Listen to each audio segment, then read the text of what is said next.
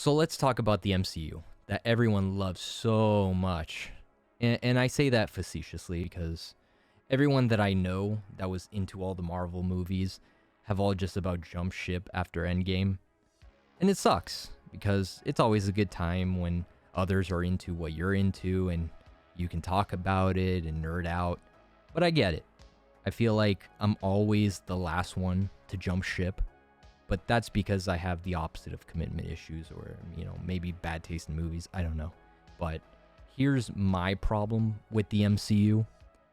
And I'm going to try to approach this trying to be unbiased as possible, as someone who usually knows the source material they're pulling from and understands they can't just copy the homework word for word, so to speak.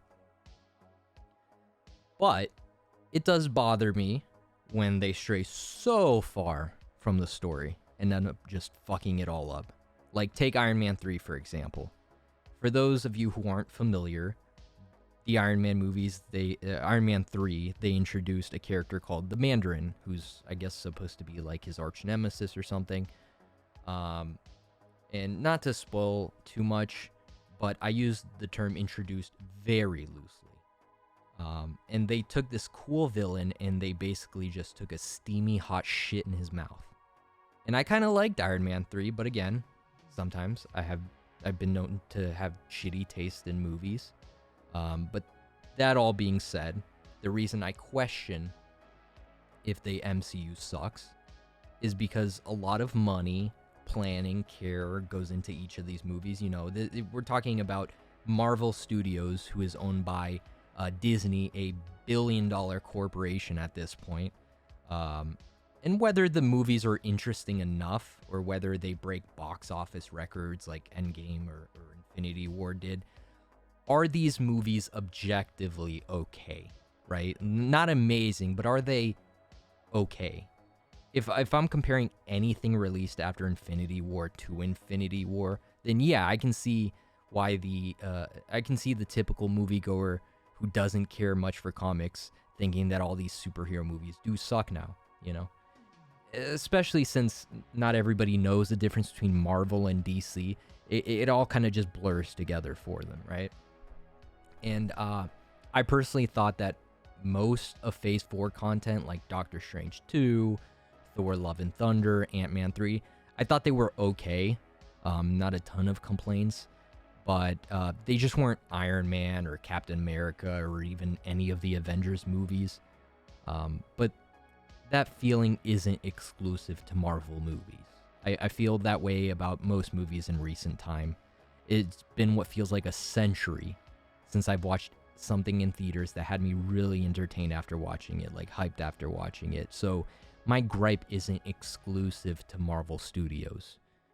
Take the DC universe, for example, right? The DCEU. It feels like the execs at Warner Bros. Are just doing a line of coke before every meeting and just blindly throwing darts at a board of bad ideas. Like, and then Batman drives his Batmobile straight through the getaway car and blows up the criminal to pieces. Yeah. The real Batman would totally murder people. He's not a fucking... But that's why they suck. They stray too far from it. But talking specifically about Marvel, there are things that I think are affecting all of the MCU movies. Like, a thing that they all have in common is the fact that they're part of a bigger universe that isn't expanding with the movies. Rather, the movies are fitting themselves into these predetermined parameters set by an overarching storyline. And basically, in donkey terms, what I mean by that is that Marvel Studios has already decided what characters are going to be introduced in their phase of movies and TV shows. And they've already decided that they're going to introduce some big cataclysmic event that ties in all of the movies and all of the TV shows. And basically all of that content leading up to said event just feels like filler. You can, like, I shit you not, you can straight up just watch the Spark Notes by watching all of the post-credit scenes after every movie. Now, of course, I feel like there were bangers, right? There was the Loki TV show, I think was the first one. And I liked that. It was an interesting concept. It was different. It was quick, had a decent storyline, not a lot of complaints there. What If, the animated series, was amazing, I thought. Even the episodes that I didn't like, towards the end, they tied all together in a beautiful way. And, the art style is amazing, but that's a whole different beast because that's animated. I feel like when it comes to animated shows or movies, they just knock it out of the park most of the time. But, we're talking about 5-10% of Marvel's Phase 4. When you decide to release either a new movie or a new TV show every goddamn month, then yeah, quality is going to definitely take a hit, which makes sense. And thanks to that, we were given masterpieces like Doctor Strange 2, which did really disappoint me because I like Doctor Strange.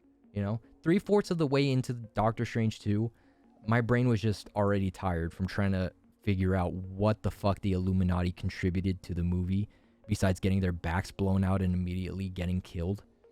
If the intention there was to show that Wanda could easily take all these guys, it doesn't mean much to someone who doesn't know who the fuck any of them are.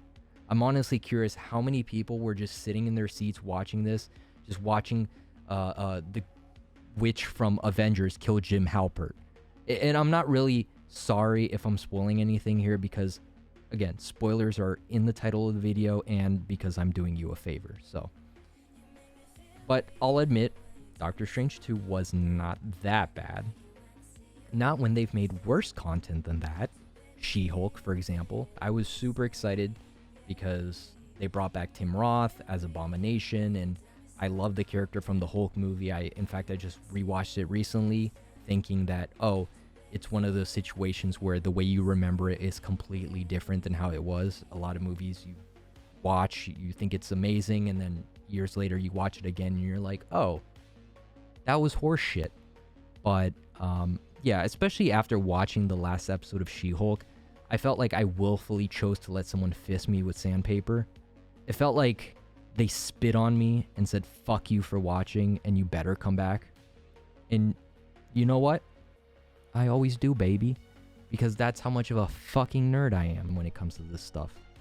And of course, when I critique these movies, my intention isn't really to like shit on people's hard work and artistic projects, because I get that a lot of people were involved in this stuff. So I'm not trying to like insult people's artistic vision, but I feel like, if you're taking time off from your life to go to the movies on a Friday night and enjoy yourself, or especially since you're paying for the movie, or let's say that you're at home and you're paying to subscribe to a streaming service like Disney Plus to watch a TV show that's exclusive to them, then yeah, I'm gonna shit on your project, dude.